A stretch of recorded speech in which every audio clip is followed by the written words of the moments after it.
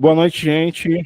Sejam bem-vindas e bem-vindos ao segundo encontro do nosso curso de extensão Cinema e Educação, né? Reflexões sobre o sistema educacional brasileiro.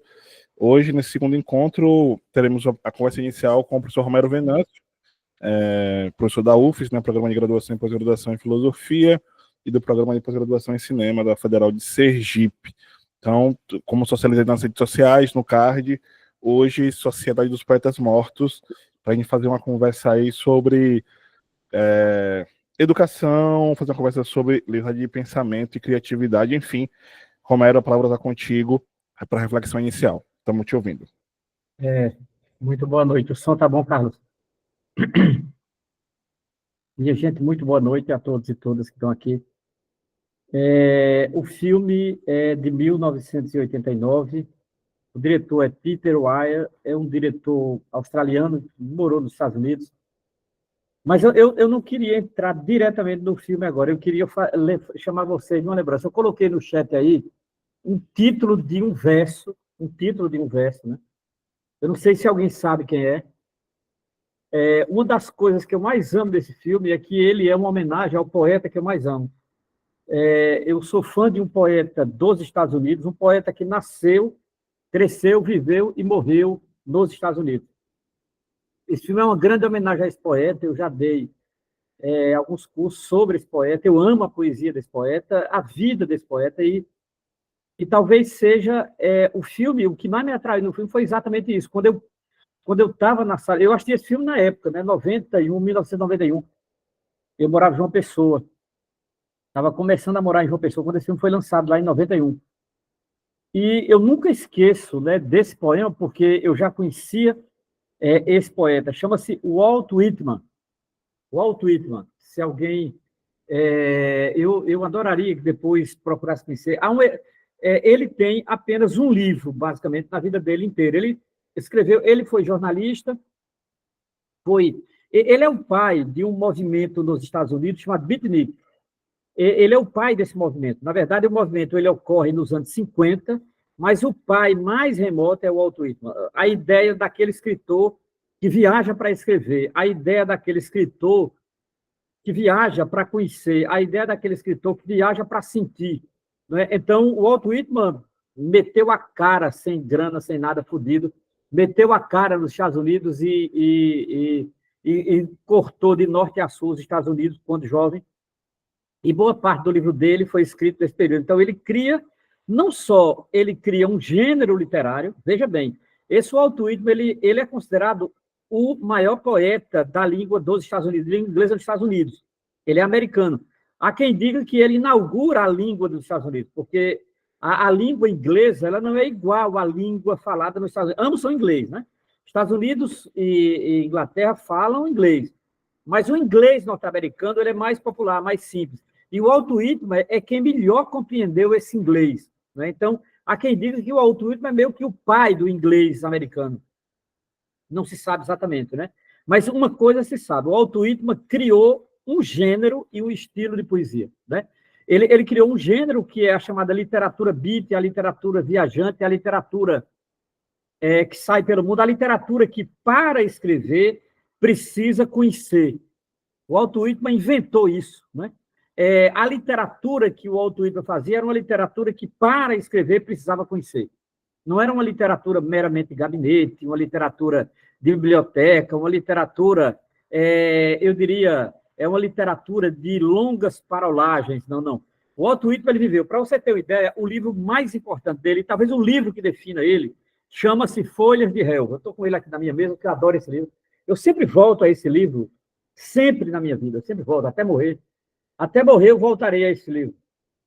Para mim é o maior poeta de língua inglesa, para mim é o maior poeta da humanidade. Eu tenho uma admiração imensa por Walt Whitman. Então, eu diria que esse filme é uma grande nota de rodapé ao Walt Whitman.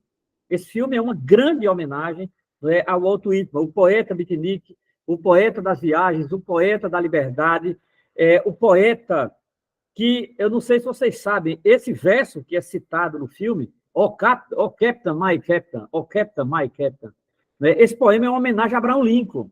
Abraham Lincoln havia sido assassinado E o Whitman, ele era fã o Whitman era fã de Abraham Lincoln. Não se surpreendam que Marx também era fã de Abraham Lincoln. Marx se correspondeu com Abraham Lincoln. Né? Abraham Lincoln era a grande esperança dos americanos. Era um democrata liberal e que seria responsável pela abolição da escravatura nos Estados Unidos e que, de certa forma, seria aquele político considerado sábio. É uma figura um tanto lendária na política americana. Há alguns exageros sobre ele. Mas, de qualquer maneira, o Walt Whitman amava Abraham Lincoln porque Lincoln encarnava uma ideia de república que era fundamental para o Whitman.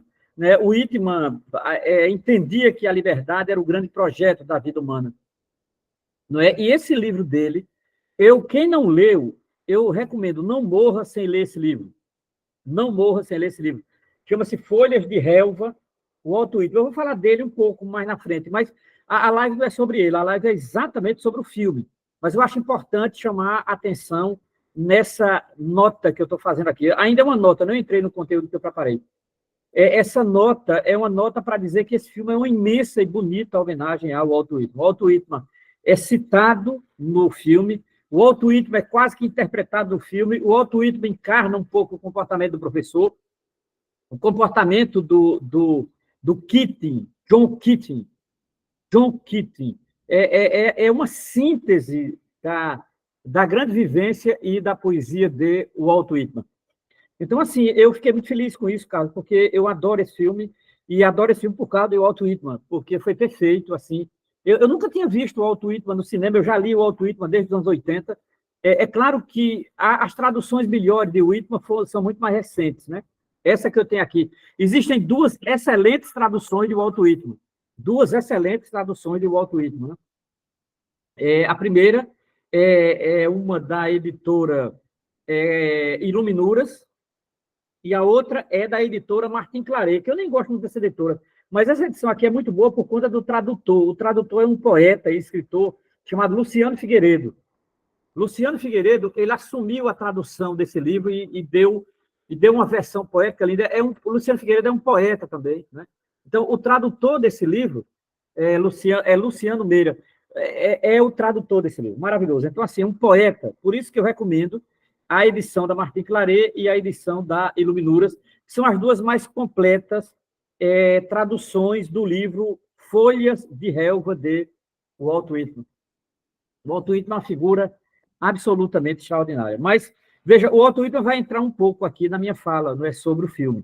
Veja, o filme é de 1989, chega no Brasil em 90, Peter Weir, que não é um grande diretor, ele tinha feito poucas coisas, ele é australiano, não é? Ele vai fazer o Show de Truman, que é um filme que deixará ele conhecido, mas ele não é daqueles grandes diretores americanos. Agora, sem dúvida nenhuma, A Sociedade dos Poetas Mortos é o seu maior filme, o maior bilheteria, foi um filme premiado, foi um filme que comoveu, foi um filme que foi exibido no mundo inteiro, Japão, China, nas Américas, na Europa, na Ásia, etc. Tal. Então, veja bem, o ponto de partida desse filme é que, rigorosamente, o tema do filme não é novo no cinema. Veja, o filme é de 89. Rigorosamente, o tema do filme, a educação e tudo relativo a ela, professor, aluno, instituição, rebeldia, etc., não é necessariamente novo no cinema, tá certo? Eu vou tentar demonstrar para vocês, de fato, qual é a novidade desse filme, porque, em si, o tema não é novo. Para vocês terem uma ideia, os primeiros filmes que tematizam a educação nos Estados Unidos são da década de 30. O cinema tinha 30 anos. Então, assim, filmes sobre educação não é novidade no cinema dos Estados Unidos, no cinema europeu também. Então, assim, não é um tema, necessariamente, um tema original. Outra coisa, temas como escola, professor, aluno, etc., são temas que aparecem em diversos filmes, tá certo? Então, logo, a educação não é um tema alheio ao cinema. Significa dizer, essa relação entre cinema e educação é uma relação histórica na própria história do cinema. O cinema mundial sempre teve uma queda por temas vinculados à educação. Está no cinema iraniano, cinema brasileiro, cinema argentino, cinema dos Estados Unidos, cinema francês, cinema italiano, cinema japonês, cinema chinês. O chinês tem cada filme lindo sobre educação, né? com professores, com professoras, com estudantes, etc. e tal. Os iranianos têm um que eu adoro assim, de cortar o coração, chamado Onde Fica a Casa de Meu Amigo. É o filme mais lindo sobre cinema feito por um iraniano, feito por um grande diretor, que também era poeta e fotógrafo, chamado Abbas Kiarostami. É lindo esse filme, eu acho um dos melhores filmes, um dos mais bonitos filmes sobre educação, a partir de crianças, inclusive, né? A partir de 2 meninos. Sabe? Então, veja, o tema da educação não necessariamente é um tema novo no cinema. Então, Sociedade dos Poetas Mortos não é um filme singular pelo tema, tá certo? Não é singular pelo tema, porque eu já vou dizendo, A Sociedade dos Poetas Mortos é, sim, um filme singular, mas ele não é singular por esse tema, tá certo? Por quê? Porque esse tema, eu tenho uma lista de filmes aqui, quem tiver interesse, de vários países sobre educação, filmes muito bons, documentário, ficção, sobre educação. Então, não necessariamente esse tema, educação e cinema, é um tema original em Sociedade dos Poetas Mortos. Então, o que é que singulariza esse filme? Tal? Primeiro, esse filme é um filme de época. Não sei se observaram, ele não é um filme que se passa em 1989. Ele é um filme que, se nós fôssemos pegar a data dele, rigorosamente, ele se passa no outono de 1959, não é? Numa escola, nitidamente, não vou nem me esforçar para definir, numa escola de elite. Entenda-se. Vamos lá. Eu tenho que dar uma paradinha aqui, porque, veja bem, eu tenho alguns livros sobre a educação dos Estados Unidos. Os Estados Unidos é um país que me interessa muito. Eu lamento quando a esquerda brasileira não se interessa pelos Estados Unidos, porque é um país imperialista. É verdade. É um país imperialista, liberal, neoliberal, capitalista, tudo de ruim os Estados Unidos é. Não é? Tenta ser o xerife do mundo, etc. E tal. Agora, veja bem, eu acho que os Estados Unidos é mais que isso. Os Estados Unidos não só tem neoliberal, liberal, fascista, extremista, fundamentalista religioso, não só tem isso, não. Os Estados Unidos tem uma literatura riquíssima, como eu disse no começo, o maior poeta do mundo, para mim, é um americano, que é ele, o Walt Whitman. Os Estados Unidos tem uma literatura muito potente, tem uma poesia muito interessantíssima, não é? Tem uma cultura muito potente nos Estados Unidos, que eu acho que é importante a gente saber, né? Para não, de certa forma, eu acho que a gente não fazer um juízo muito apressado dos Estados Unidos. Né? Eu gosto muito desse país, eu admiro muito os Estados Unidos, apesar de saber que é um país imperialista, né? Apesar de saber que é a sede do capital mundial, apesar de ser um país que tem sido um infortúnio de muitos povos, inclusive, né? O Iraque, o Irã, o Afeganistão, basta, né, dizer isso. Mas eu acho importante, como dizia o velho Marx, conhecer os Estados Unidos. Marx era fascinado pelos Estados Unidos, vocês sabem disso. Aqueles que não sabem, eu recomendo vocês lerem um livro que saiu agora pela editora Boitempo, e também por uma editora lá do Paraná, tem 2 edições, né? A Guerra Civil nos Estados Unidos, por Marx e Engels. Saiu em português, viu? Todos os escritos de Marx e Engels sobre os Estados Unidos. Vejam lá para vocês verem. Como Marx se interessava pelos Estados Unidos, como Marx tinha interesse, inclusive, de conhecer os Estados Unidos. Ele se correspondeu com a militância dos Estados Unidos, com a militância sindical, e ele se correspondeu com Abraham Lincoln. Abraham Lincoln respondeu a Karl Marx, né? Ali por volta de 1852.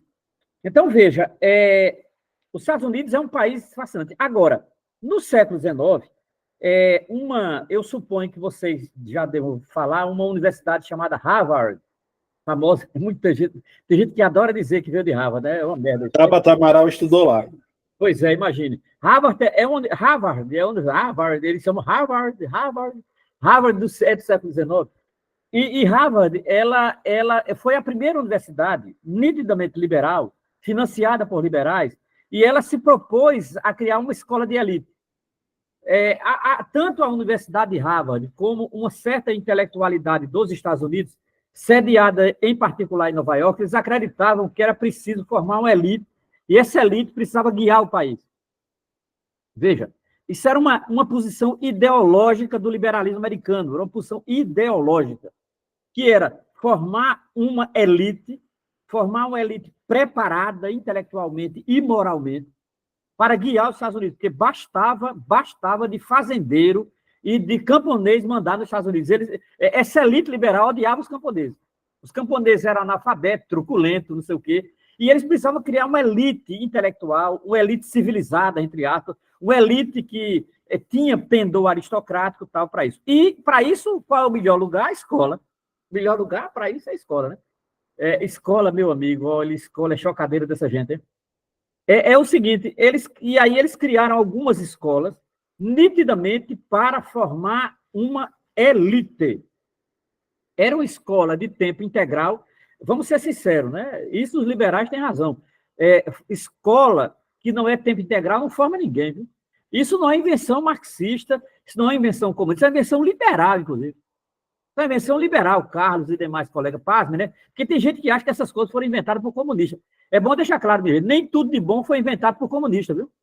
Talvez a maioria, mas nem tudo de bom foi inventado por comunista. Eu não estou defendendo escola de elite porra nenhuma, que eu não defendo isso. O que eu defendo é formação de base, formação continuada, formação sistemática, que os liberais americanos defendiam no século XIX. Isso eu defendo, né?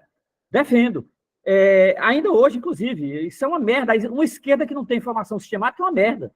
Aqui para nós, não digam a ninguém, guarde segredo aí. Porra, acho uma merda uma esquerda que não tem formação sistemática, que não tem formação continuada, uma esquerda que não gosta de estudar, que não lê, que não discute, que não elabora. Cara, vai governar o quê, pelo amor de Deus? Me diga uma coisa dessa. Isso é o século XIX americano. Eu tenho um livro aqui, depois posso mostrar a vocês, quem tiver interesse, que é um livro sobre a formação da Universidade de Yale e de Harvard, um pouco a concepção liberal que uma elite liberal tinha de universidade, que passava pela Universidade de Yale e pela Universidade de Harvard, etc. Ora, você diz, Homero, você está fugindo do filme. Não, eu quero chegar no filme. Veja, os Estados Unidos criaram no século XIX escolas de elite. Veja, escola para formar jovens de classe média e rico, geralmente de orientação burguesa, que não fosse camponês, que não fosse vinculado ao atraso e tal. Essa elite, ela ia se preparar, teoricamente, com o que tinha de melhor na Europa. Porque fica evidente aqui, os Estados Unidos foram colonizados pela Inglaterra. Os Estados Unidos, como nós, foram colonizados pela Europa. Né? E no século XIX havia uma presença muito forte da Inglaterra nos Estados Unidos. E os americanos sempre quiseram ser ingleses, sempre quiseram. Essa coisa de ser lord, essa coisa do elitismo, isso sempre entrou nos Estados Unidos. Por conta da colonização inglesa. Colonização inglesa, tá certo? Ora, essas escolas de elite, uma delas é o filme. Então, vamos lá, vamos começar falando do filme agora. Veja, a escola de elite que é tratada no filme, e o filme é ambientado em 59, a escola de elite, ela nasce na primeira metade do século XIX. Né? É uma escola de elite, de tradição liberal, só que não tome liberalismo no sentido de costume, é liberalismo no sentido, eu diria, liberal, no sentido de pensamento econômico. Mas eles eram liberal tradicionais, que é próprio dos Estados Unidos. O liberal tradicional. É aquele liberal nas ideias e tradicional nos valores. Vamos lá. Quais eram as 4 palavras-chave que definiam a escola e que era princípio basilar da escola? Tradição, disciplina, honra e mérito. E excelência. E excelência e mérito, exatamente. A palavra mérito é melhor, Carlos. Eu traduzi por excelência, mas mérito é melhor. Veja. Mérito. Você dizer de onde vem meritocracia? Não vou dizer, né? Não vou contar esse segredo para vocês. Então, veja. Tradição. Por exemplo, Tabata Amaral é uma menina pobre que se veste como uma tradicional. Vocês perceberam como ela se veste? Vocês perceberam como Tabata Amaral penteia o cabelo dela? Como ela faz o chá? Ela é uma menina pobre que se formou numa escola de elite, pô. A escola de elite, ela tem uma farda, a escola de elite tem disciplina nos horários, a escola de elite tem leitura em sala de aula, a escola de elite tem leitura fora de sala de aula, a escola de elite tem leitura sistemática, a escola de elite faz leitura de excelência. E isso era essa escola. Ora, logo, vamos ser sinceros, essa escola, em 59, ela ia ler os poetas ingleses. Aí começa a grande questão do filme. Essa escola de elite ia ler os poetas europeus e os poetas clássicos. Clássico, entenda, greco-romano. Os poetas greco-romanos e os poetas ingleses. Tá certo? E, consequentemente, os poetas europeus. Quer dizer, era uma escola de elite que, de certa forma, ela virava as costas para a sua própria cultura dos Estados Unidos. A literatura dos Estados Unidos basicamente não entrava na escola.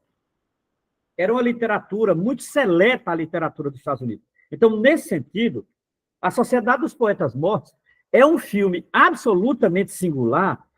Não é porque ele trata de educação, é como ele vai tratar de educação.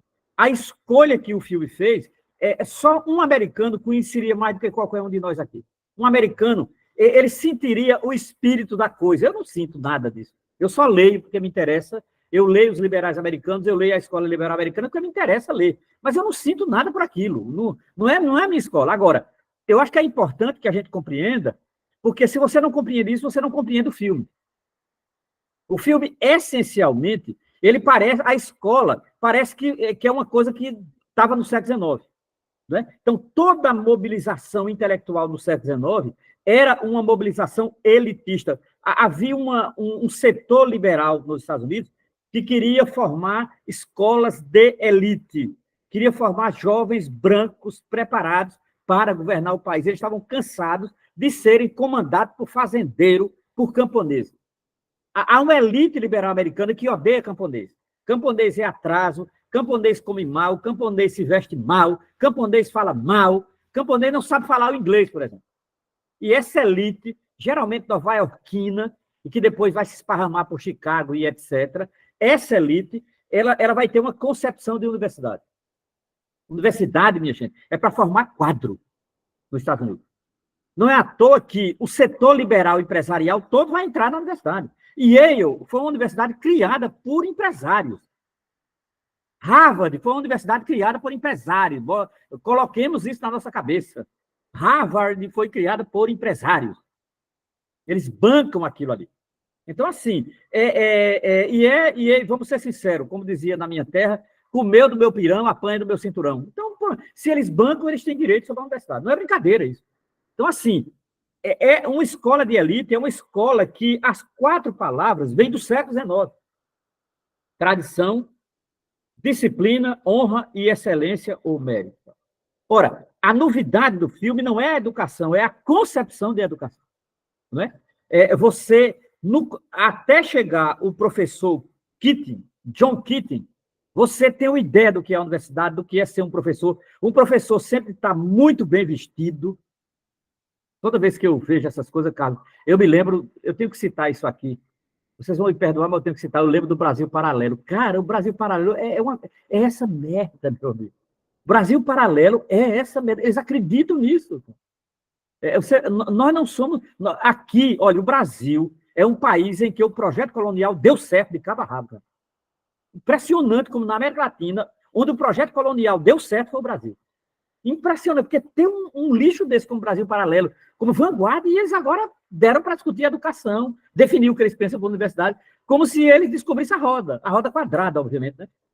Ora, essa concepção... depois eu quero mostrar a vocês o livro que eu tenho aqui, foi publicado pela editora Edra, que é um pouco a discussão sobre a educação liberal dos Estados Unidos. É muito importante, viu? Porque dali vem a concepção de indivíduo, vem a concepção de ascensão social, vem a concepção, principalmente, de como o indivíduo, a partir da educação, ele pode enriquecer, inclusive, ele pode ascender socialmente e tal.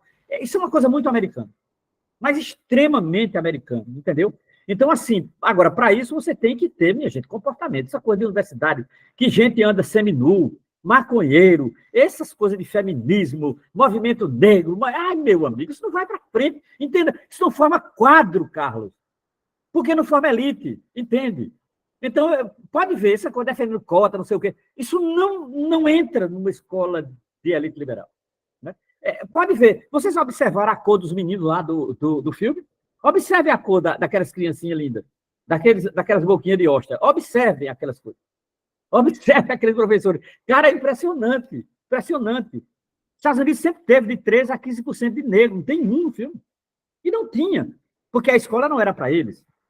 Nunca foi, né? Ora, esse filme, ele é singular exatamente pela maneira com que ele expõe, não é, o pensamento educacional e como ele desnuda, não é, o que é uma escola de elite nos Estados Unidos e qual é o objetivo principal dela. Né?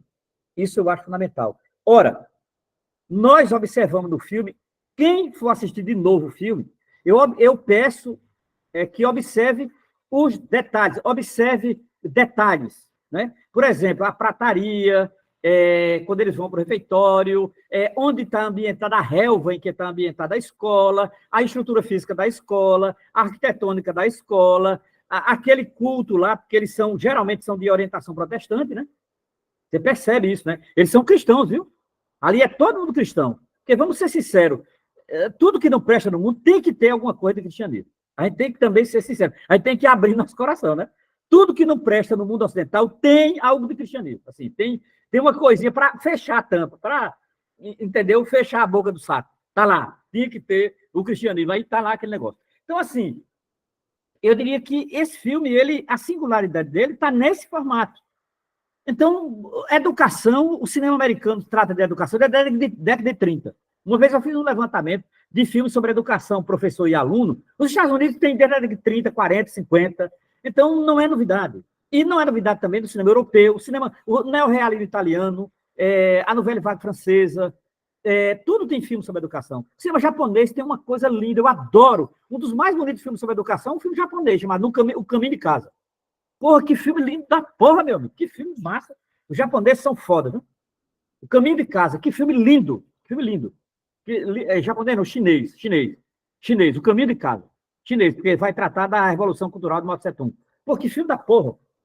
Chinês. Então, os asiáticos, então o mundo inteiro, tá? O Brasil. Quem não viu Pro Dia Nascer Feliz aqui? É um filme brasileiro sobre educação, documentário maravilhoso sobre educação, né? Não sei se vocês viram, muito importante esse filme. É um marco do documentário sobre a educação no Brasil. Então, não é novidade a educação do cinema. A novidade deste filme, Sociedade dos Poetas Mortos, é a forma, não é o conteúdo. Não é? É a maneira com que eles vão nos abrir o que é uma escola de elite dos Estados Unidos. Estou terminando, cara. Aí, veja, a chegada do professor John Keating, maravilhosamente feito pelo saudoso Robin Williams. Saudoso porque morreu, né? Vocês sabem que ele se matou. Saudoso Robin Williams, né? Esse professor, que é oriundo dessa escola, e eu acho que ele só muda porque é oriundo, aí vem aquela coisa maldita que eu tenho que dizer aqui, o caminho para casa. Eu tenho que dizer aqui, essa coisa gramsciana, meu Deus do céu, pense no horror, essa coisa gramsciana de Gramsci. Ele era um típico intelectual orgânico gramsciano. Claro que aquela escola não comportaria um gramsciano. Quem foi Antônio Gramsci? Um marxista italiano, metido a Partido Comunista, morreu na prisão, etc. Então, não, antifascista, não. Mas, assim, o John Keating, ele tem um elemento gramsciano que eu acho que é fundamental, que é ele ser oriundo da escola e ele ser um intelectual orgânico daquela escola. Só que existe uma diferença fundamental, não é, na figura do personagem do professor Keating. Qual é a diferença? É que ele leu o Walt Whitman. Isso aqui, minha gente, ninguém lê e fica do mesmo jeito lendo isso aqui. Isso é, para mim, o livro de poesia mais importante que a humanidade já criou. Isso, para mim, deveria ser tombado como patrimônio da humanidade.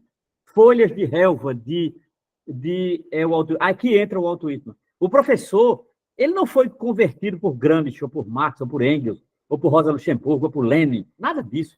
Não é? Ele foi um leitor voraz de Walt Whitman e ele percebeu, depois que terminou o curso naquela instituição e toda a formação brilhante que ele teve, que aquilo não valia para nada, porque aquilo não lhe dava sentido para a vida, aquilo lhe retirava o chão da vida. Uma escola daquela tira o chão da vida de uma pessoa. E de um jovem, mata pela raiz. Aquela escola forma jovens velhos, sem nenhum preconceito com velho, mas forma jovem velho. Gente que não era para estar naquilo. Aquilo não é para aquela idade, entende? Tá. Ora, o Keating, ele leu o Walt Whitman. O Walt Whitman é a poesia mais humana que tem. É nesse livro que está uma frase que me toca a alma. Leitor, quem toca esse livro toca um homem, disse o Walt Whitman. Leitor, quem toca esse livro toca um homem. Então, assim, o Walt Whitman queria fazer uma poesia que tocasse, ele não estava preocupado em arrumar o verso milimetricamente. A primeira coisa que o professor questiona na sala é verso rimado e milimetricamente organizado. Ele odiava isso. Por quê? Porque não são os robôs, não? Claro, ele odiava isso.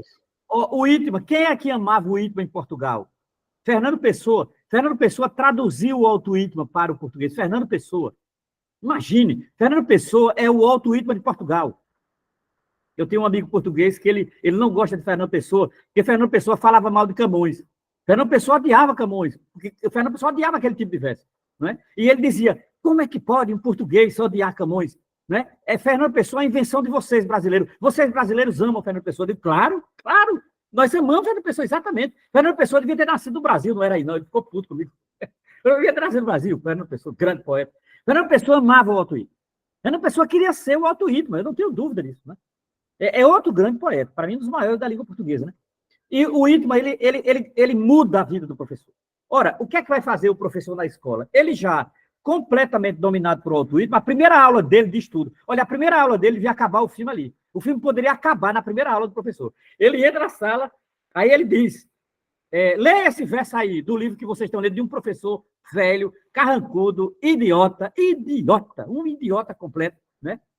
Leia, aí eu me leio. Aí ele disse, rasga, tira a página, tira. Aí eu me como rasgar um livro é sagrado, ninguém rasga livro numa escola daquela. Naquela escola, não se rasga livro. Livro é sagrado, livro é vaca sagrado. Rasga, tira a página. Aí começa. Que cena antológica. O filme devia acabar ali. Se o filme acabasse ali, já era um grande filme. Por quê? Porque o autor, ele percebeu uma coisa extraordinária, que aquilo ali, na verdade, é o espírito de Walt Whitman. É o espírito de Walt Whitman. Né? Olhe, um livro que não lhe dá sentido, rasgue. Isso é o Walt Whitman. Leitor, quem toca esse livro, toca um homem. Agora, o Walt Whitman, para escrever, andou os Estados Unidos inteiros. Andou de barco, andou de carroça, dormiu em cabana, dormiu no meio do relento, pegou carona, brigou, amou, era bissexual e etc. Você precisa conhecer a história de Walt Whitman. Eu estou dizendo coisa aqui que pode não incentivar você, né? Que eu estou vendo que aqui só tem gente de família, e eu estou indicando uma pessoa que não é tão de família. Mas não se decepcione, Deus sempre tem um lugar para todo mundo. Então, veja, o Walt Whitman, ele é um poeta que muda a vida das pessoas. É isso, os americanos têm medo de Walt Whitman. O americano médio tem medo, porque o Walt Whitman é meio que demoníaco na sua escrita. Leiam, quando vocês lerem, vocês vão entender o que eu estou dizendo. Não vou nem adiantar muito para não fazer spoiler. Eu não vou ver essa forma, mas leiam o Walt Whitman. Leiam, vocês vão entender o que eu estou dizendo. E olha o nome do livro, Folha de Relva. O que é a Folha de Relva? Ele explica, é lindo ele explicando. Ele dormiu num barco e acordou.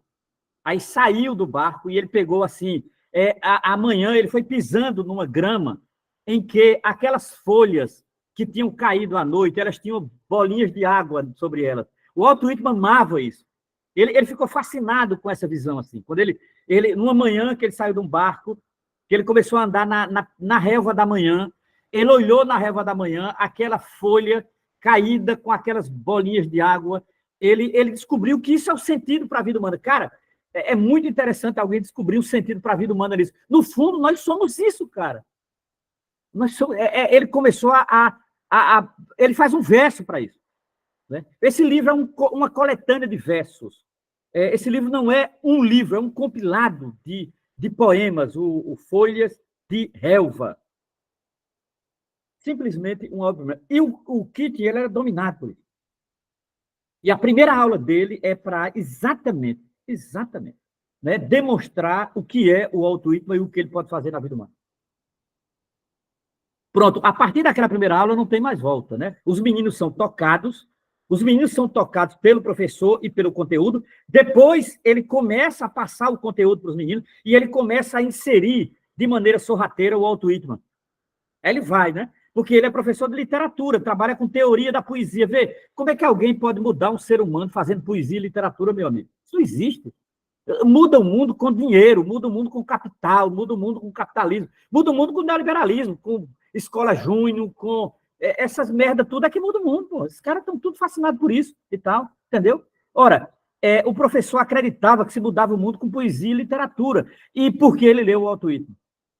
Porque é o seguinte, vamos ser sinceros, a vida é breve, nós vamos morrer, todo mundo que está aqui nessa sala vai morrer. Uns mais na frente, outros antes, uns depois, todo mundo aqui vai morrer. Então, assim, não há escapatória para ninguém. Né? Como dizia Sartre, a morte não é um lugar, não está nos esperando. A morte somos nós. Então, não tem. Não tem acordo. Não tem acordo. A morte não tem acordo. Consequentemente, a grande questão para o Walt Whitman é, se a morte não tem acordo, eu não tenho o que fazer. Eu tenho que, pelo menos, encontrar como viver até encontrá-la, mas não tenho o que fazer. E, para o Walt Whitman, o caminho era a poesia e a vida.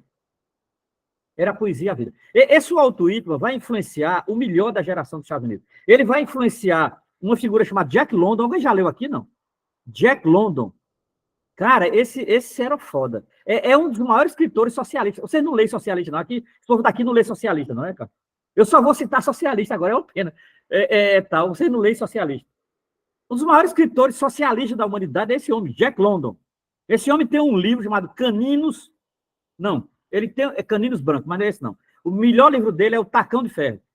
Se você quer entender o que é a maldade e a crueldade do capitalismo, leia esse livro, O Tacão de Ferro, de Jack London. Mas o Walt Whitman vai influenciar um poeta maravilhoso dos Estados Unidos, chamado Allen Ginsberg. Allen Ginsberg, maravilhoso. Esse Allen Ginsberg é quase que a ressurreição de Walt Whitman dos anos 60. Esse Allen Ginsberg tem um livro lindo chamado Uivo, e outros ensaios. Olha o nome do livro do cara, é um livro de poesia. Tal, não é? Uma safra de poetas que ele vai influenciar, escritores extraordinários. Né? O Walt Whitman é o pai dos beatniks. O Walt Whitman é o pai de quem quer conhecer o mundo e não tem dinheiro e se mete com carona, vagão de trem, carroça, conversa com as pessoas, conhece as pessoas, se insere na vida das pessoas, ama conhecer pessoas. Isso é o Walt Whitman. A poesia dele vem disso. Toda a poesia dele vem disso, tal, não é? E acaba sendo o patrono dessa geração. Ora, esse professor Keating, ele tenta transmitir isso para os meninos, né? E ele tenta mostrar que o que pode salvar naquela escola não é tradição, não é mérito, não é excelência ou mérito, não é tradição. O que pode salvar não é disciplina. O que pode salvar é você descobrir a seiva da vida. É isso que pode salvar um ser humano. E onde é que está isso? Na arte. Não está em outro lugar, não. É claro, eu desconfio que está também na religião, mas, cara, falar de religião a essa hora da noite, numa conjuntura dessa, eu não vou, porque pega até mal e etc. Mas, assim, está na arte. No filme está na arte. Né? O autor já não dava mais para acreditar em religião. Tem gente que passou do fuso horário, não dá. Olha, quando você passa do fuso horário, não vai mais acreditar em religião, não tem mais jeito, não tem o que fazer. Nem Deus resolve. Não adianta. Nem Deus resolve, porque Deus não faz isso. Né?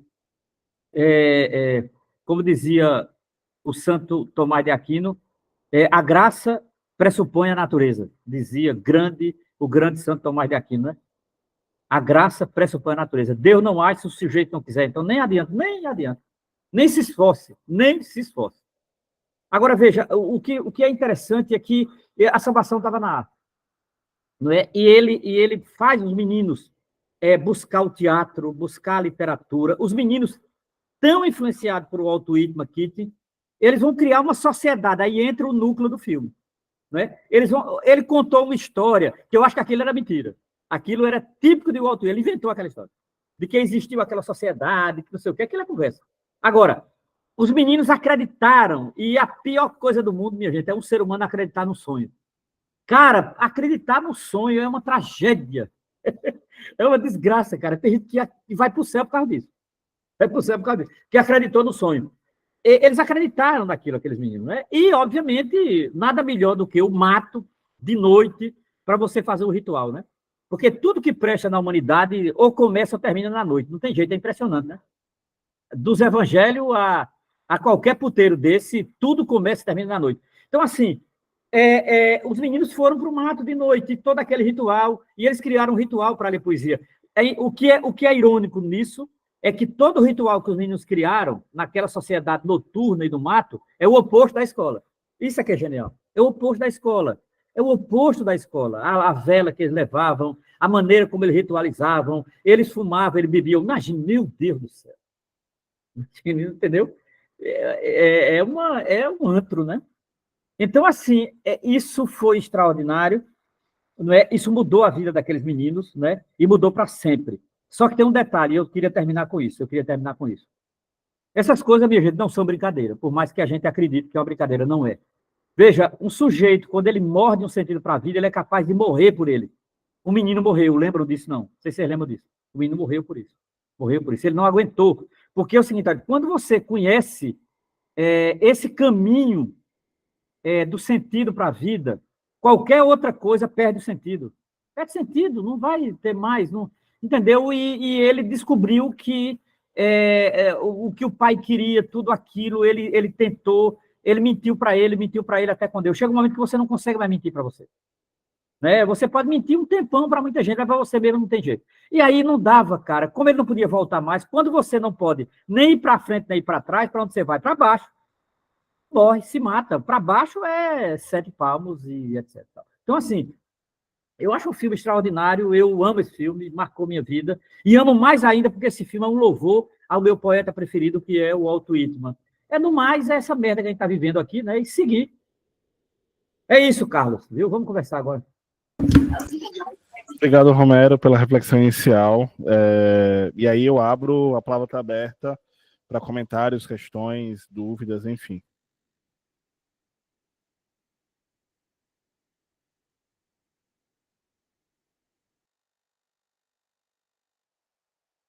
Vai lá, Zezito. Beleza. Eu posso abrir depois a tela, mas agora não dá.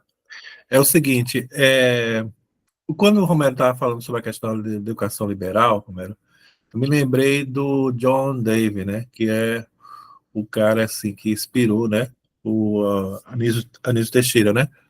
Dewey, pronuncia Dewey. Dewey, pronto. Então, ele esteve lá nos Estados Unidos, né, estudou lá. Agora, tem uma coisa que eu queria colocar aqui, assim, de forma até que pode ser até polêmica, né? Que é o seguinte, quando eu fiz o curso, né, de graduação, a questão da escola nova ela é colocada de forma negativa, né? O escola novismo, aquela coisa de educação liberal, né? Ela tinha essa classificação, certo? Só que, depois, com o decorrer do tempo, lendo e tal, e percebendo também na vida da escola mesmo, no dia a dia, eu percebi que a escola nova, ela significou, um certo momento, me pareceu que seria um avanço, né, em relação ao modelo da nossa escola jesuítica, desse padrão, né, da aula expositiva, toda essa coisa, né, que vem de uma tradição. E aí eu não vi, pelo menos na escola básica, Romero, para a escola pública, eu não sei se o Anísio Teixeira, ele avançou, né, em relação ao pensamento americano, né, mas o que me pareceu é que, do ponto de vista da escola pública, a escola nova, ela não mesmo sendo um modelo tido como liberal, ela me pareceu um modelo interessante, entendeu? Um modelo por quê? Porque o que acontece? O que sempre foi minha insatisfação com a escola pública, mesmo como estudante, né? É aquela coisa do ensino que apenas o professor que detém o conhecimento, detém, né, que tem, assim, a voz ativa, assim, sabe como é que é? Então, o escola-novismo sempre me pareceu muito ligado a essa ideia de experimentação, de trabalhar com os elementos de pesquisa, de investigação, também da arte, né, do trabalho também, que eles tinham nas escolas, por exemplo, as escolas PAC tinha isso muito, nessa questão de formação para o trabalho, não no sentido profissionalizante, nessa modelo assim muito, mas numa ideia de trabalho manual, essa coisa, sabe? Então é isso que eu queria deixar assim, de forma problematizadora, né, para reflexão, beleza? É isso que eu trago aqui, ok? Obrigado, Zezito. Valeu. Wallace. Boa noite a todos e todas. Enfim, eu estou bastante interessado em assistir esse filme. Acho que amanhã eu assisto esse filme. Me parece interessante, já que estou fazendo licenciatura, né, de História, no último ano. E eu concordo com você, Romero. Assim, apesar de os Estados Unidos ser imperialista, tem muita coisa boa. E um dos maiores fenômenos que aconteceu nos Estados Unidos foi o movimento contra a cultura, da luta pelos negros, dos gays, das mulheres e tal, né? No caso das feministas. E, tipo, eu não sei quem inventou o movimento contra a cultura, mas eu acredito que ele esteja no céu, porque o movimento contra a cultura, que aconteceu no final dos anos 60, abriu corações e mentes. E, e é isso. Agradeço pela oportunidade. Valeu, Wallace. Antes de passar para o Romero, eu queria trazer um primeiro comentário sobre o filme, né? Ainda sobre o impacto do professor na vida daqueles alunos. Me choca porque, tipo assim, a primeira vez que eu vi esse filme foi numa aula de filosofia em 2010. Eu estava no terceiro ano do ensino médio, e de lá para cá eu já voltei a esse filme algumas vezes, né? A última sexta-feira eu revi o filme por causa desse encontro de hoje. Postei o link lá no grupo, inclusive, e tal. E aí eu fiquei pensando muito na perspectiva metodológica, né, do professor, que tem uma perspectiva muito mais permissiva, muito mais criativa, em contraponto à perspectiva mais rigorosa da escola, da instituição. O professor contra a metodologia da sua própria instituição, que eu acho genial, acho maravilhoso. Isso me inspira muito em um certo sentido. Dentro dos meus limites, eu tento fazer um pouco disso.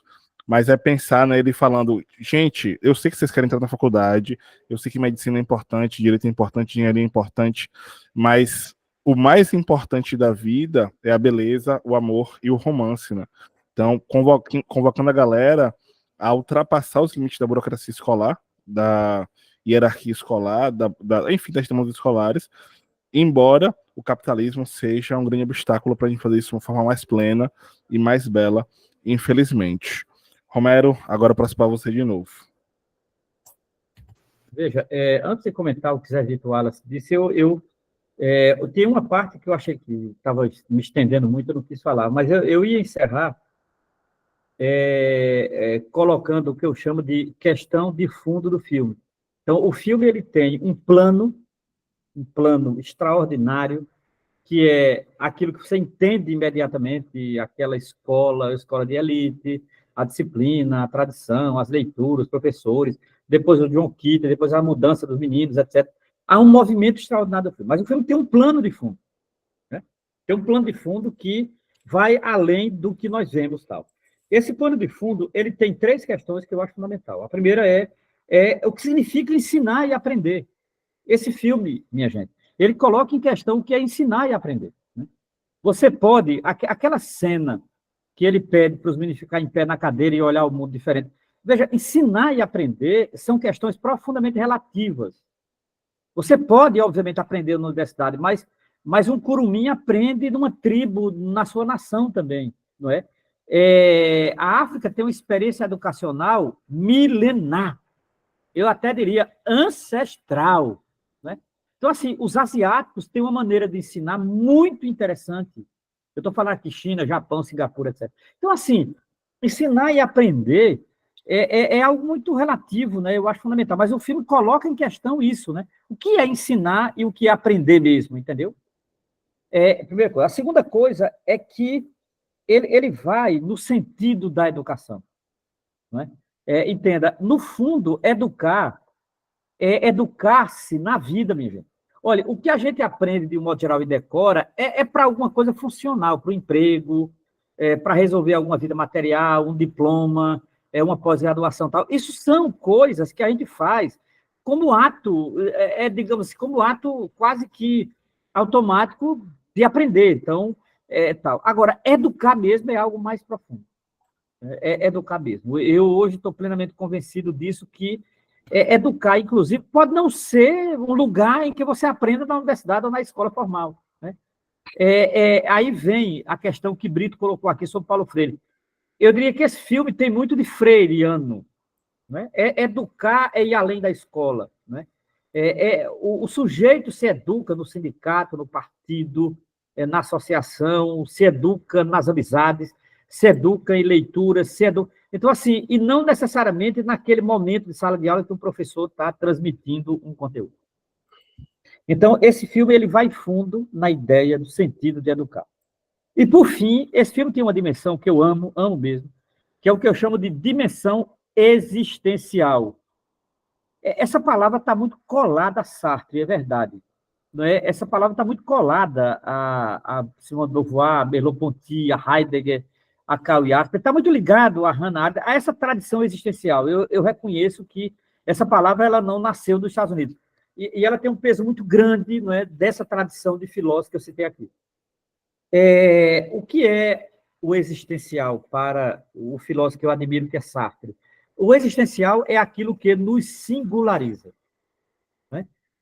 Sartre tem um ensaio maduro já, é um ensaio de 1960, chamado O que é a subjetividade? Esse ensaio foi traduzido no Brasil pela editora Nova Fronteira. O que é a subjetividade? Sartre. Recomendo, quem tiver paciência. Sartre não é o Walt Whitman, Sartre é um pouquinho mais difícil, Sartre é mais duro, né? Mas eu acho que vale a pena. É Sartre que vai trabalhar essa coisa do existencial como aquilo que nos singulariza. Esse filme ele tem uma dimensão existencial. Qual é a dimensão existencial? Ele singulariza aqueles meninos. Né? Veja, aqueles meninos vão passar por um processo de singularização. Né? Assim, de tornar-se a si mesmo, de conhecer a si mesmo. É um plano, eu sei que é um plano difícil. Olha, por favor, não pense que é autoajuda, eu não faço autoajuda, eu não sou coach, nada disso. É que eu acho que o conhecimento de si mesmo ele é fundamental. Mesmo. O que faz Pablo Marçal, essa gangue toda aí, não tem nada a ver com isso. Essa gente são manipuladores. Olha, o processo de autoconhecimento não vem por manipulador. Pablo Marçal é um manipulador, com o agravante de ser um escroto, né? É pouco ser manipulador, ele é um escroto. Mas não é só isso, entende? Então, assim, esse filme ele tem um plano de singularização. Agora, veja, eu concordo com o Zezito, esse debate sobre o liberalismo. Olha, eu disse no começo, repito, o Zezito, esses liberais dos Estados Unidos tinham razão numa coisa. Né? Eles tinham razão numa coisa. A concepção de escola elitista deles, eu pessoalmente não concordo. Eu acho que isso não é um projeto societário. Agora, eles tinham razão na coisa de formar, de estudar. Isso eles tinham razão. Isso é muito importante para essa tradição. Né? Você não conhece aquilo que você não estuda, aquilo que você não se envolve, aquilo que você não se permite conhecer. Não tem como, entendeu? Então, assim, eu acho que é interessante. E o Wallace, eu concordo, Wallace. Veja, é isso, né? Os Estados Unidos têm coisa muito interessante. O Wallace falou do feminismo, o movimento negro, tá, o movimento gay, correto. Eu nem vou acrescentar nada. Eu acrescentaria, Wallace, o cinema, por exemplo. O cinema americano tem filme extraordinário, pô. Tem filme absolutamente genial, genial. Esses dias eu estava revendo que eu gosto muito desse diretor, que é Martin Scorsese. Esse cara tem um filme chamado Taxi Driver. Pô, que filme da porra. E eu estava pensando assim, como essa merda, a gente está inserido... O personagem, o Taxi Driver, o motorista, ele é um fascista nosso, cara. Esse cara é meu vizinho aqui, eu acho. Esse cara está ali em São Paulo, votando em Marçal Nunes. Né? Esse cara está aqui, votando em Emília Corrêa, a nossa prefeita bolsonarista, que é candidata. Vai ganhar essa merda a eleição. Então, assim, eu vi Taxi Drive e fiquei... Isso é americano, isso é um filme dos anos 70. Taxi Drive. Então, assim, os americanos têm coisa muito boa, sabe? É isso.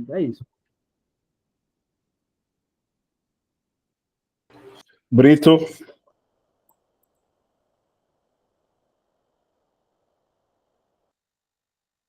Liga o microfone, Brito. O microfone está fechado. Boa noite.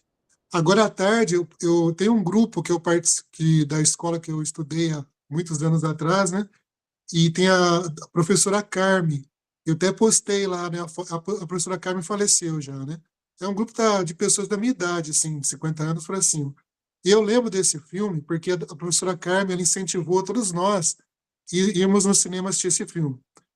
E, na realidade, o que aconteceu, tinha dois contextos ali. Primeiro, depois, quando no debate, eu lembro que eu fiz na época eu dei uma opinião pertinente ao filme, e foi o único, porque no meu caso, eu estudava à noite, né, estudava à noite, e de dia eu estudava na escola salesiana, eu fazia um curso profissionalizante de escola salesiana. Então, e na escola salesiana tinha algumas coisas meio complicadas lá, né? Essa parte de obediência, que a gente não podia falar nada. Eu sou careca, mas eu comecei a ficar careca há muito tempo. Eu lembro que nessa escola eu passava alguns produtos e eu era visto nessa escola como radical, porque os padres salesianos não gostavam daquelas coisas que eu passava no cabelo. E eu lembro que eu até chorei eu tô com 50 anos, na época eu acho que tinha 15, 16. E a hora que a professora estava explicando isso, que o Romero estava explicando para a gente, os outros alunos não compreenderam, tanto que ela perguntou o que vocês acharam do filme. As meninas falaram, tinha um monte de rapaz bonito. Já os meninos começaram a falar muito sobre suicídio, que não era um assunto que se era falado muito naquela época, né? Sobre suicídio, né? Então ficou só sobre suicídio. E eu fiquei mais nessa parte da repressão. Claro que não é a escola salesiana, não é uma escola de elite. Embora aquela escola salesiana tinha a parte da elite, sim. Eu era tipo os amarelinhos, sabe? Tipo assim, os profissionalizantes eram os pobres, já quem estudava lá normalmente eram os ricos. Então tinha essa parte da opressão. Eu lembro que na época esse filme me impactou bastante. Acho, eu não lembro assim, mas acho que foi o filme que mais me impactou. Acho que o único filme que a professora fez um debate, que eu lembro na escola, nós fizemos um debate, foi em relação a esse filme.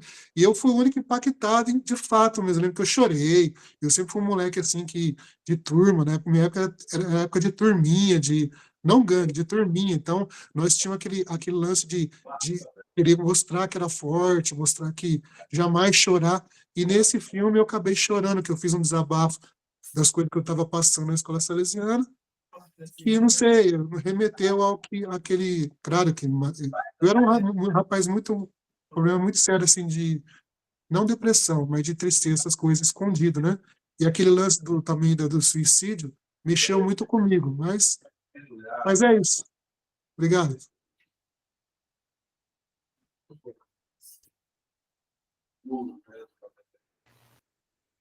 Aí, tranquilo, Carlos. Tem mais alguém aí?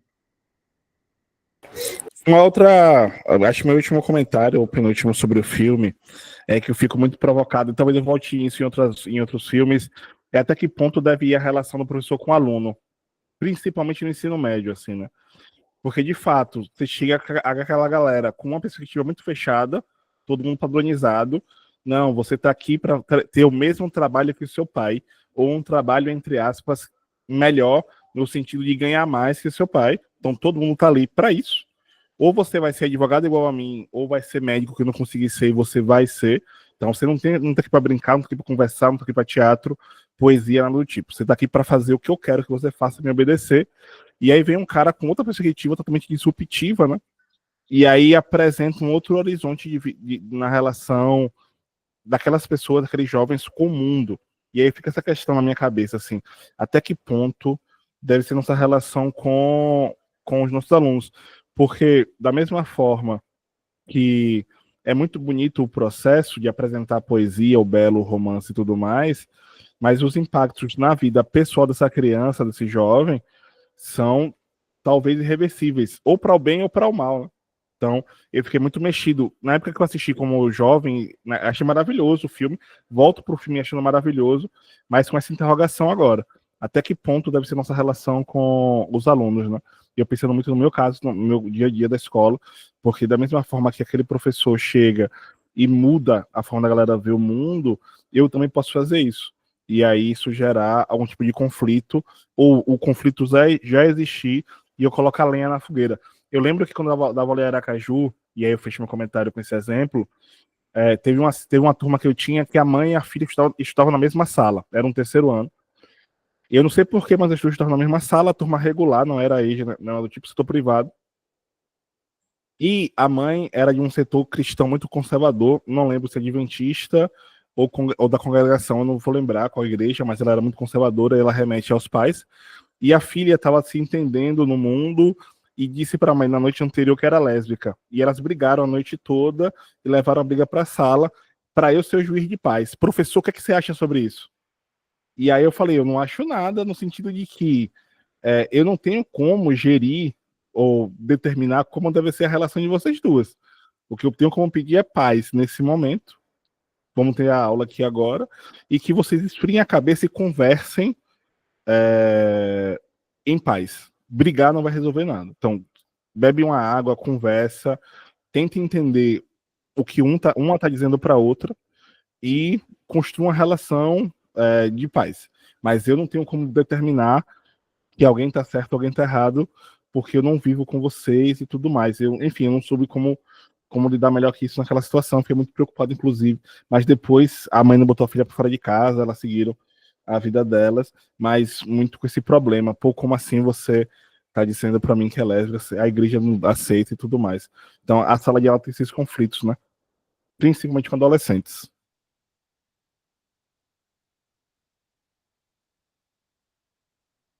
Exatamente, Carlos. Veja, deixa eu dizer uma coisa aqui. Eu observe bem, Carlos, que eu acho que tu coloca uma questão muito boa mesmo. Veja, o filme não tem final feliz, Carlos. Tu observou isso? Não tem final feliz. Porque olha, eu sinceramente, eu acharia péssimo se esse filme desse final feliz. Puta merda, ferraria o filme. Aí estragaria o filme, estragaria o professor, estragaria o algoritmo. O filme não tem final feliz. Eu acho importante. Para a gente perceber o seguinte, que o trágico está instalado na vida, entendeu, Carlos? E demais colegas. Essa opção do professor foi consciente, ele sabia que corria isso. O professor perdeu o emprego, um menino se matou. Assim, aquilo mexeu com a escola, não é? O filme não tem final feliz. Agora, o filme, ele também não quer ter um final infeliz. O filme, ele quer colocar possibilidades para a vida. Possibilidades para a vida.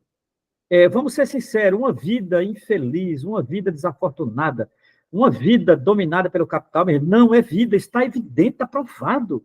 Você imagine, Carlos, o índice de suicídio entre jovens aumentou na última década. O que diabo um jovem de 20 anos quer se matar, meu amigo? Uma das principais causas de morte de jovens no mundo. De onde vem isso, Carlos? Veja, isso não é vida também, Carlos. Significa dizer, veja, a opção do professor era pela vida. O menino se matou como consequência de uma formação familiar. O que matou o menino não foi a poesia do professor de Walt Whitman. O que matou o menino foi uma família fundamentalista.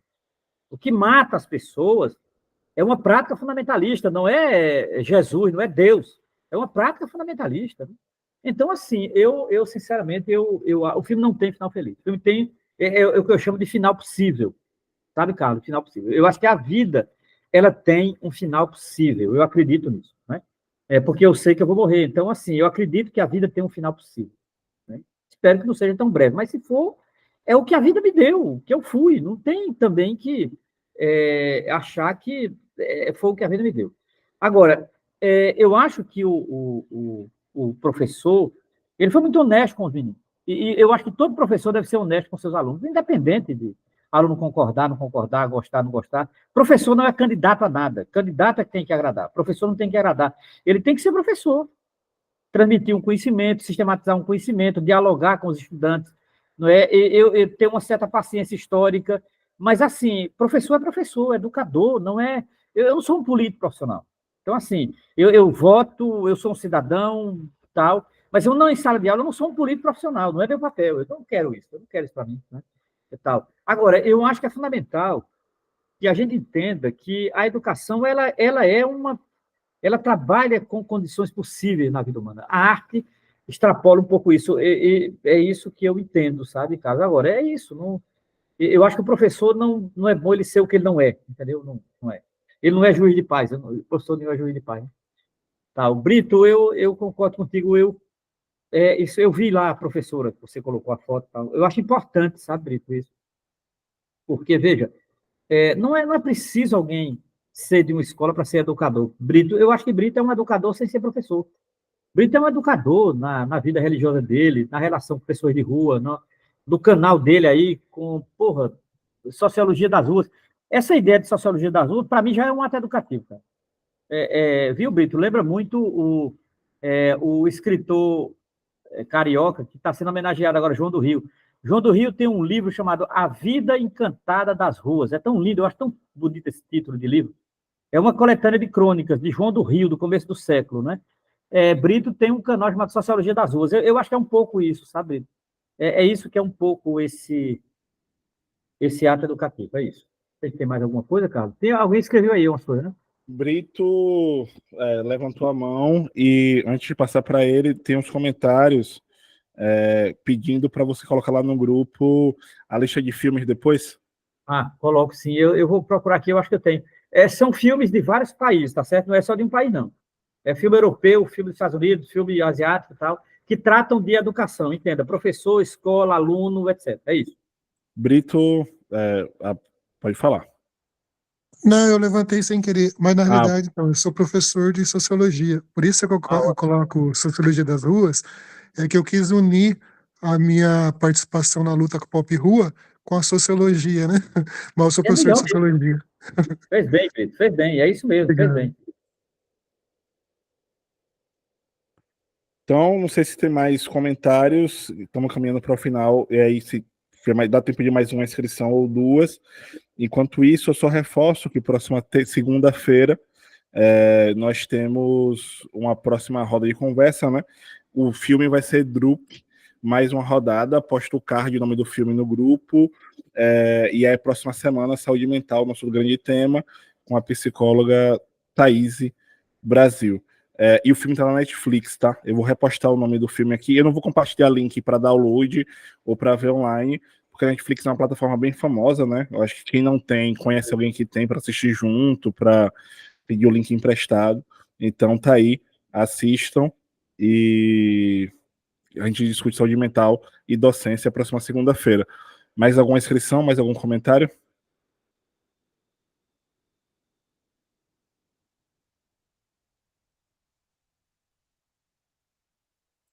O link do grupo do WhatsApp, ela tá pedindo aqui também. Eu não sei se eu tenho como postar agora, deixa eu ver se eu consigo.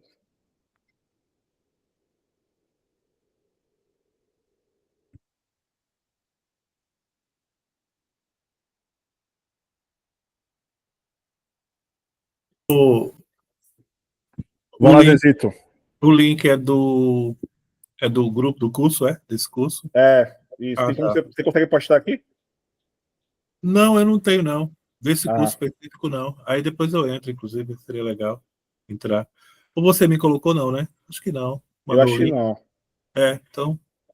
Então, beleza, então. É isso.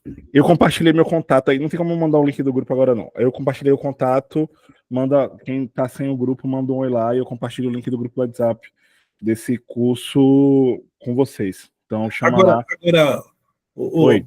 eu tenho um comentário que eu lembrei que eu acho bacana dizer, que até que eu vou colocar na minha apresentação, né, quando eu fizer quer dizer, eu já vou dar um spoiler, já vou adiantar uma opinião assim, uma tese, podemos também dizer que sim, sobre essa questão de que o filme coloca, e que Romero também comentou, da impossibilidade, Carlos, não diria impossibilidade por completo, porque senão eu não estaria mais, não estaria mais como professor de escola pública, mas realmente de uma barreiras que são colocadas.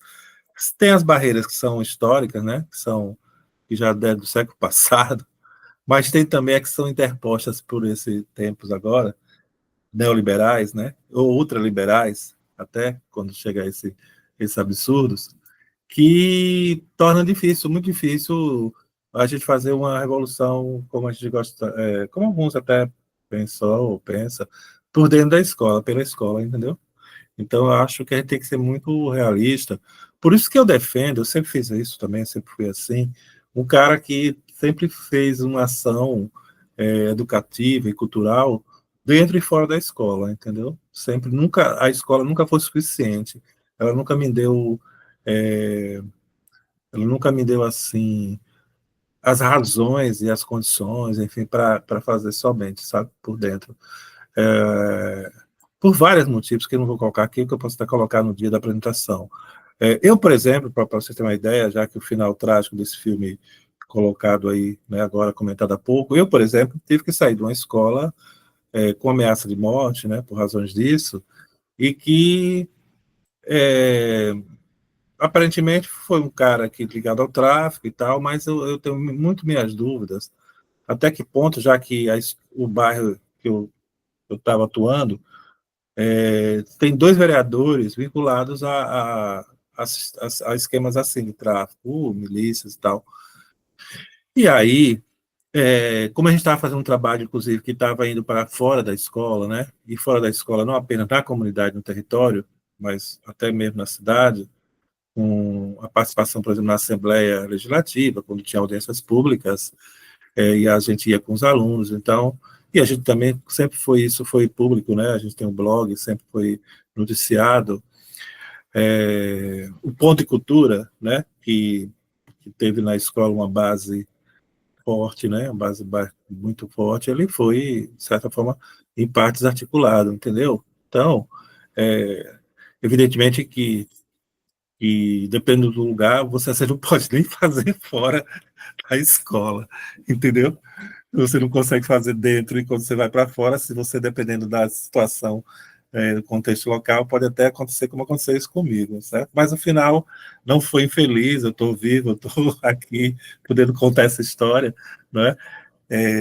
Que eu não vou contar muitos detalhes, porque eu até preciso digerir melhor para organizar uma crônica disso, mas isso, pelo menos, eu vou repetir, não tem por que não, porque eu vou contextualizar, até porque esse filme que nós vamos abordar, ele foi apresentado dentro do contexto da ação cultural dentro da escola, que também tinha diálogo com, como disse você, com fora, né? O intra e o extra, né?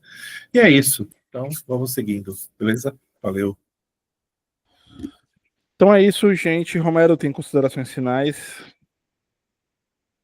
Carlos, tranquilo, olha, eu achei legal, não sei se o pessoal acompanhou, eu recomendo o que eu recomendei, vamos lá, primeiro ver o filme, quem não viu, né?